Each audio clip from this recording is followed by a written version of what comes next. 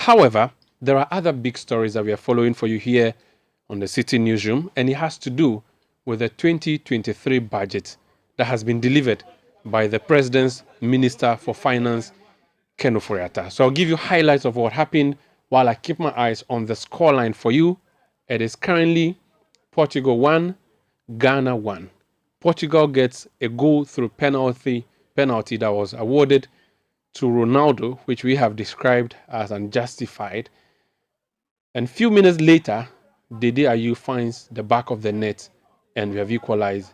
It's 1-1. The game continues. It's 75 minutes happening in Qatar for the ongoing World Cup. But let's go to Parliament of Ghana and hear what the Minister of Finance has been offering to the nation. Now, government, in a bid to maximize domestic revenue mobilization, has increased the value-added tax VAT by 2.5% effective 2023.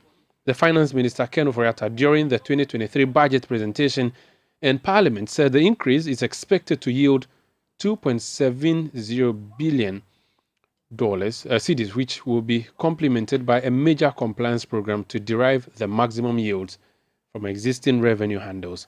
Prior to the increment, the standard VAT rate was 12.5% on goods and services. Let's listen to the minister. The demand for roads has become the cry of many communities in the country. Unfortunately, with the current economic difficulties and the absence of dedicated sources of funding for roads construction, it is difficult to meet all these demands. In that regard, we are proposing the implementation of the new revenue measure. The major one is an increase in the VAT rate 2.5 percentage points to help with roads and technology improvement. This increase is expected to yield $2.7 billion, which will be used, as I mentioned, to augment funding for our road infrastructure development and digitalization. This will be complemented by a major compliance program to ensure that we derive the maximum yields from existing revenue handles. So that's the Minister for Finance, Ken Ofori-Atta, speaking in Parliament. There's another big announcement that he has made, and that announcement has to do with measures to reduce cost. And he says that there will be no V8s and no employment of civil servants. The minister said there's a ban on the use of all V8 and V6 vehicles or its equivalent except for cross-country travel, effective 2023. The measures also include a 50% reduction of fuel allocations to political appointed heads of MDAs, MMDAs, and SOEs. All MDAs, MMDAs, and SOEs are directed to reduce fuel allocations to political appointees and heads of MDAs, MMDAs, and SOEs by 50%. This directive applies to all methods of fuel allocation, coupons, electronic cards, chip system, fuel depots. Accordingly, 50% of the previous year's budget allocation for fuel shall be earmarked for official businesses pertaining to these institutions. A ban, Mr. Speaker, on the use of V8s or V6s or its equivalent except for cross-country travel. All government vehicles will be registered with GV green number plates from January 2023. Mr. Speaker, limited budgetary allocations will be granted for the purchase of vehicles. For the avoidance of doubt, purchase of new vehicles shall be restricted to locally assembled vehicles. Only essential foreign travel across governments, including SOEs, shall be allowed. No official foreign travel shall be allowed for board members. Accordingly, all government institutions should submit a travel plan for the year 2023 by mid-December of all expected travels to the Chief of Staff. As far as possible, meetings and workshops should be done within the official environment or government facilities. Government-sponsored external training and staff development activities at the Office of the President, ministries, and SOEs must be put on hold for the 2023 financial year. Reduction of expenditure on appointments, including salary freezes together with suspension of certain allowances like housing, utilities, and clothing. A freeze on new tax waivers for foreign companies and review of tax exemptions for free zone mining, oil and gas companies. A hiring freeze for civil and public servants. No new government agency shall be established in 2023. There shall be no hampers for 2022. There shall be no printing of diaries, notepads, calendars, and other promotional merchandise by MDAs, MMDAs, and SOEs for 2024. All non-critical projects must be suspended for 2023 financial year. So that's the Minister for Finance, Ken Ofori-Atta. Some bad news coming through for us from Qatar, though.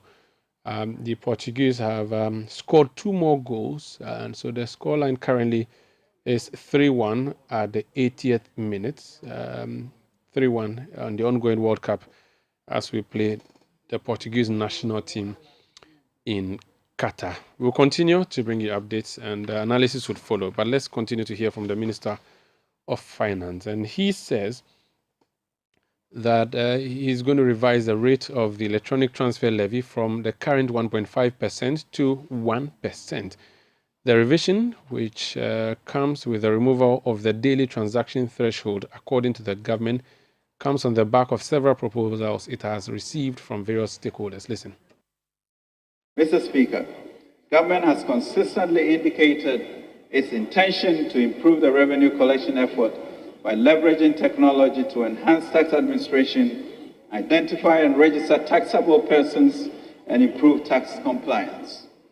Mr. Speaker, government has received several proposals for review of the electronic transfer levy and is working closely with all stakeholders to evaluate the impact of the levy in order to decide on the next line of action, which would include revision of the various exclusions.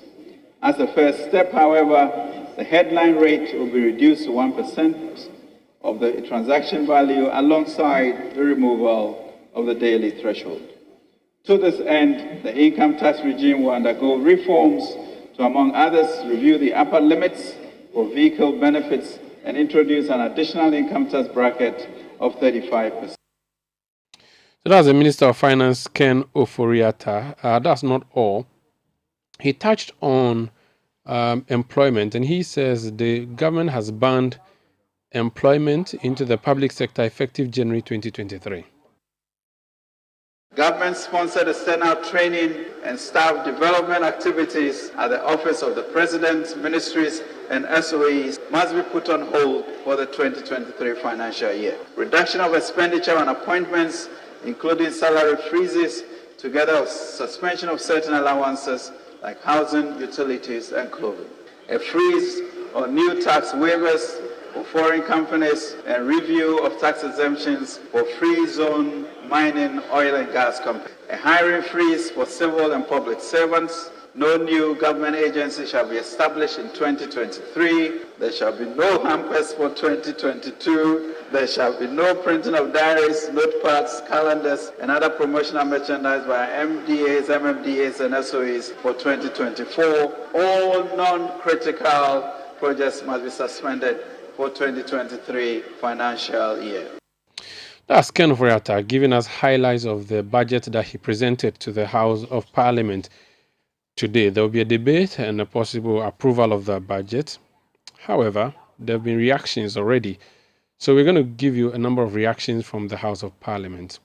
Let's hear from Dr. John Kuma and Abena Ose-Asare. They are 2 deputy ministers at the Ministry of Finance. Let's hear what they had to say first. We know that 2023 is quite a difficult year because of what we have been through in 2022. Fortunately, we are negotiating a fund program, and so this budget, it was anchored on 4 key programs or pillars. First of all, we want to achieve debt sustainability, and through the IMF program and the new program which has been announced in this budget, which is the debt exchange program, we believe that by the end of the year, we'll be able to bring the debt of the country to sustainable level. We also want to go on aggressive revenue mobilization path. And if you heard in this budget, government is seeking to raise the VAT by 2.5%. We are also, however, bringing down the levy from 1.5% to 1%. And we believe that that will help us to increase our revenue mobilization, among others. The property rate tax, which has been delayed for a while, is now ready for implementation. And that is also factored in this budget. We believe that we'll be able to achieve aggressive revenue mobilization in 2023. And then also we are talking about social protection. We understand that 2022 has been a very difficult year. And so we need to provide safety nets and social protection programs for the poor. And so in this budget, government is doing two important things. We are increasing the number of beneficiaries on the LEAP program from 320,000 to 450,000. And the 45 cedis they receive every month is also going to be increased. So that is very important to support the very poor people in our community. And so the school feeding program, of course, we have heard about the challenges with payment and all that. That has also been addressed in this budget. Government is going to increase the school feeding program rate to the caterers so that we can continue with those social protection programs as far as 2023 is budget. Then we are talking also about building a local capacity for exports. Government wants to improve on our forests. And one of the key ways we want to do that is to build local capacity. We want to be able to support agricultural produce like maize, rice, soya, poultry, among other things, so that we can create capacity and also expand the economy of Ghana. These are very, very crucial pillars as far as the 2023 budget is concerned. And we strongly believe that by the time we are done with the debt exchange program and expanded the economy and open the base to also create jobs for the youth through the Youth Start program, we are going to change the economic course and difficulties that we have. So the certificate or the answer to the difficulty of how we can recover from this difficult 2022 has been provided in the 2023 budget. Increasing our revenues. We are also cutting down on our expenditure. So you saw how government is setting the example. And by doing so, we also out there should do same. We are cutting down on fuel by 50%. It is not just political appointees, but across the ministries, departments, and agencies. Again, we are making sure that certain exemptions that are granted to foreign companies will be a thing of the past in 2023. All this is to reduce our expenditures. And you heard the minister talk about debt restructuring or debt operations. I just want us all to calm down and to assure you that at the end of it all, the market will correct itself and we'll be in a better position, and we will put the country on the stage for transformation. I want to assure those with T-bills that T-bills are out of the perimeter of the debt operations. It has been stated clearly. And you also heard Mr. President say that every bondholder or any other instrument apart from T-bills too, your principal will not be affected. And it has been confirmed also by the budget that your principal will not be affected. But we believe that at the end of it all, we will come up with structures and terms that will ensure that the market corrects itself and we build a robust country for ourselves. So we just want you to take heart. This budget is a unity budget, in carbon budget, where we must all come together, share the burden of this nation, and make sure that at the end of it all, it is Ghana that wins. First, let me use this opportunity to inform you that the minister, after reading the budget, has failed to provide us with a budget statement that includes the appendices, where the numbers can actually be found and where critical analysis of government economic policy can be done. What he gave to us today is nothing but grammar. He has informed us clearly that Ghanaian economy is indeed in an intensive care unit. In fact, and obviously, as the minority leader said, if you are in intensive care unit, two things can happen to you. You either die or recover. But unfortunately, the dose they gave to us today, if care is not taken, will result in our economy dying. I say this for a number of reasons. Number one, this minister had informed us that going forward in the year 2023, there is going to be a freeze on employment. At the time that we know that unemployment, particularly with the youth, is in excess of 50%. He is informing us that going forward, they are going to introduce a new tax called VAT 2.0. So this is Eyewitness News, a special edition that we are bringing to you. You were listening earlier to Dr. John Kumar, Deputy Minister of Finance, Honorable Abina Osei-Asare, also Deputy Minister of Finance. Now, while that was happening, while we're playing that soundbite for you, Ghana has scored one more goal at the World Cup. So it's now Ghana 2, Portugal 3. And we are at the 90th minute now with some, is that 9 minutes additional time? 9 additional minutes given for this particular game. So we have some more nine more minutes to see whether Ghana can equalize or Ghana can make it 3-3 and possibly even top up for the Portuguese national team. Now we go back and listen to more reactions. Let's hear from Ranking Member on the Finance Committee of Parliament and former Deputy Minister of Finance, Dr. Kesla Tuforsin, and also Honorable Isaac Adongo. He is Deputy Ranking Member on the Finance Committee and MP for Bolga Central. Listen. 5% increase in VAT. Simple put, VAT will be 21%. Statutory rate of VAT will be 21%. But the effective rate of VAT is going to be 22%. This is scary. For me, I am saddened because it looks as if this government doesn't seem to be aware of the fact that this Ghanaian economy has introduced an unbearable hardship to the citizens of this country. Additional tax will simply mean that the people of Ghana is going to pay or go through an excruciating hardship going forward. Unfortunately, the adjustment that the minister announced did not show us how they intend to cut government expenditure. The things that he outlined there are nothing but empty.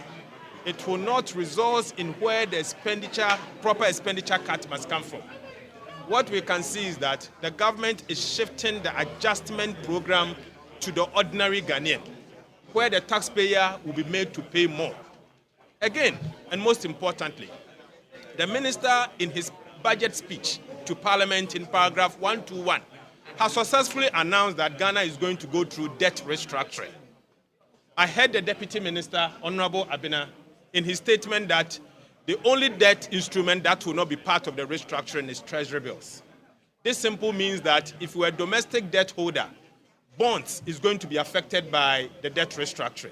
So 1 year bond, 2 year bond, 3 year bond, or whatever year bonds, as long as it's domestic, some form of haircut, you should expect it. The government has informed again that going forward, the external debt, Euro bonds, are going to get haircut through the debt restructuring. Term loans is going to go through a haircut. So clearly, the president was not honest to the people of Ghana when he announced that there will be no haircut. The minister did not give us the estimate, in fact, the budget document in a way that we'll be able to appreciate the numbers. If you are to pick the budget statement, the appendices, and we are waiting for it, up to date, we don't have it. I'm sure when we see that document, you will know the quantum of haircut in the appendices as per the interest that they will have to pay the principal. So it will show clearly what the situation is. But let me tell you, this budget is going to be a severe budget that is going to introduce extreme austerity in the year 2023. I can only urge the people of Ghana that brace up for maximum hardship, worse than what we've gone through in 1979 and 1983. That is going to happen because the budget as read today is nothing but an intensive and severe, and I repeat the word severe, hardship that they have introduced. So clearly, to the youth of this country, there's net freeze of employment, there's no hope for you, nothing more is happening. To the ordinary trader, taxes is going to go up, and to the people of Ghana, be ready that prices of goods and services is going to go up because of the increase in value-added tax, the other taxes. But you see, the minister informed us that as part of the e-levy, all the 100 cities and the 2 cities and the 10 cities that you sent to your relative in the village, going forward, he's going to introduce 1% VAT e-levy on it. This simply means that the exemptions you used to get in the past, you are no longer going to get it. The minister announced, and you will see this government is either not serious or the government is senseless. In the first place, the minister struggled to raise the revenue and borrowed 44 billion to add to our public debt. This was when the minister said that he was going to raise total revenue and grants of 100 billion for 2022. He is reporting that his outturn is going to be about 65 billion for this year. And yet he is projecting that 2023, he will move from 65 billion to 143 billion. Do your calculation, that is 120% increase in revenue. You must be a magician to get that, isn't it? So whatever you are paying today that you are crying, you are not going to pay double, you are going to pay 120% more than you paid last year. This must be a very senseless government. For an economy where people are struggling to make ends meet, an economy where people's businesses are collapsing, an economy where families are struggling to keep their families together, you have the government that says that I will still put my hand in your pocket and take twice as much as I took 2022. Even if your businesses are dying, I don't care. I'm going to take 120% more than I did last year. That clearly must tell you the type of government that you have. Ordinarily, you would have expected that the government will reduce expenditures so that the little that it raises, it will be able to manage and get you out of your difficulty. But he came and announced cut in diaries and hampers. Is the problem of our economy about hampers and diaries? No. And yet when you look at the expenditure, the minister is moving from 109 billion this year to 205 billion. So you see the cosmetics. You are doubling your expenditure by almost 88% in a time when your economy is in trouble. You are not cutting the expenditure. You are growing your expenditure. As a matter of fact, you are increasing your expenditure by 88%. I have never seen this group of people before. That when you talk about fiscal consolidation, it's about increasing your revenue, your expenditure, and borrowing more. So next year will be 3 consecutive years that the government has financed a deficit which is close to 50% of its total revenue. I've never seen that since I have been in this country.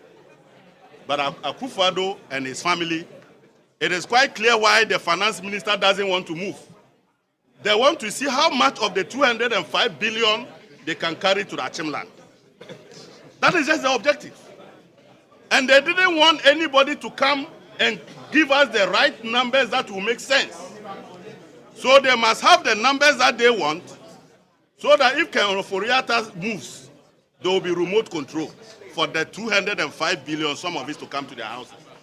Otherwise, I can't see any economy in trouble that doubles its expenditure. And when we ask you whether you are going to cut expenditure, you keep talking about diaries and hampers. How does diaries and hampers solve our problem? That's Isaac Adongo, his MP for Bolga Central, Deputy Ranking Member on the Finance Committee. Earlier you heard Dr. Kezela Tufosin, Ranking Member, Finance Committee, MP Ejumakun. Before then, you heard Honorable Abina Ose-Asare, MP Etiwa West, and Deputy Minister of Finance, also Dr. John Kuma, MP Ejisu in the Ashanti region, Deputy Finance Minister. They were all reacting to the budget presented by the Minister of Finance. This is Eyewitness News, a special edition on 97.3 Citi FM. My name is Omaru Sandama. Shortly, we'll be crossing over to our Citi TV studios for post-match analysis. Ghana is playing Portugal in Qatar at the ongoing World Cup, and it's almost at the end of the game now, and it's Portugal 3, Ghana 2. We'll take a break, and when we come back, we'll look at other stories that are making the headlines in the Citi Newsroom, including the one that Aisha Juan's son has been remanded, and you know Aisha Juan has been remanded by the High Court in Accra. Please stay. Eyewitness News. Be there as it happens. A bank that supports you, a bank that cares for you. Hand in hand, we stand with you. So lift your head up, big dreams are waiting. We'll walk with you wherever you go. Where all your dreams come alive, CBG will make you smile. No matter what, we will rise with you. Your business will flourish, your name will stand out. Consolidated by CBG, we stand with you.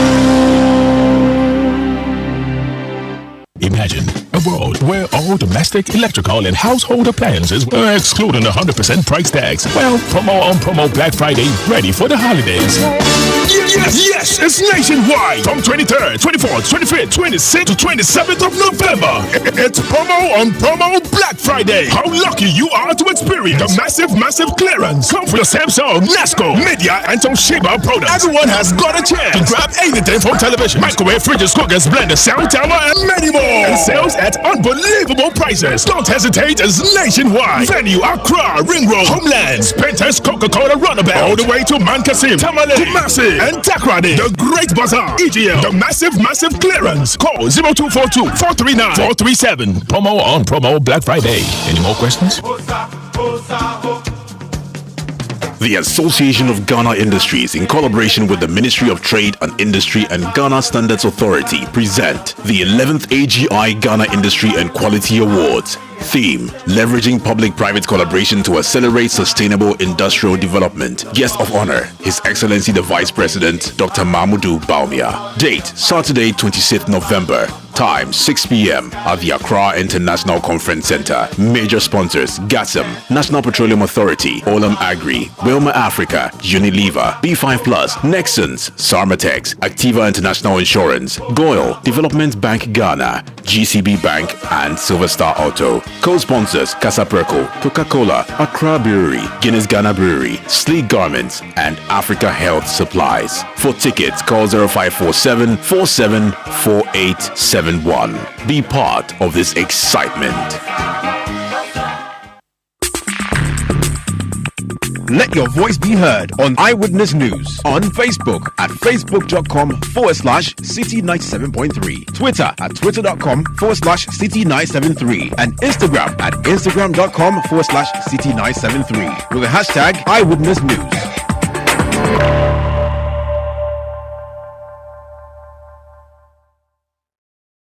Eyewitness News. Be there as it happens. Let your voice be heard on Eyewitness News on Facebook at facebook.com/Citi97.3, Twitter at twitter.com/Citi973, and Instagram at instagram.com/Citi973 with the hashtag Eyewitness News.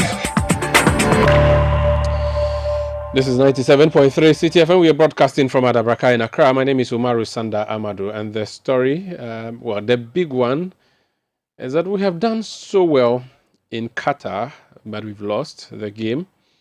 It is a game, the opening game at the World Cup campaign by the Ghana Black Stars. We played against Ronaldo's Portugal, and the first goal, of course, was scored by Ronaldo. Not a big deal. The only big deal is that he had a penalty in his favor. Which penalty, if you were watching the game and you're a proper analyst and critic, you would say was an unfair one. Now, after that, the Ghana Black Stars managed to find the goalpost of the Portuguese 2 times, but the Portuguese came as well twice more, and so it ended at 3-2 against Ghana and in favor of Portugal. So Portugal 3, Ghana 2. Shortly, we'll be bringing you the analysis from the Citi Sports crew. But let's focus on other stories we're looking at here in the Citi Newsroom. The Accra Criminal Court 5 Division of the High Court has remanded the son of Chinese Galamsey Queen Aisha Huan into the Nsawam Medium Security Prison. This is pending Huan Lee's trial for immigration offenses. He stands trial together with another Chinese national for remaining in Ghana after expiration of permits, possession of ammunition without lawful authority, and for possession of forged official documents. Lawyer for the accused person, Frank Kumako, accused the prosecution of leveling charges of unsustainable by the facts available, consequent to which he said his side will be presenting a bail application before the court soon.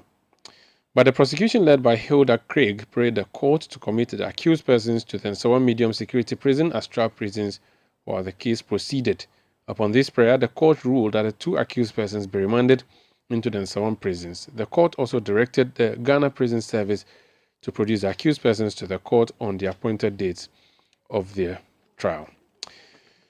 Well, that's where we end Eyewitness News for tonight, a special edition that we brought to you because of the ongoing World Cup campaign. The Black Stars doing a wonderful job for us, and it is Go Ghana, Go Black Stars. And my name is Umaru Sandamadu, supported tonight by Sixtus Don Ulo, Beverly London, and Daniel Squashi. We'll take you now to TV studio, that is Citi TV studio, where Nathan Kwao, Daniel Cranton, and Susu Graham are bringing us analysis of the post-match between Ghana and Portugal, which ended 3-2.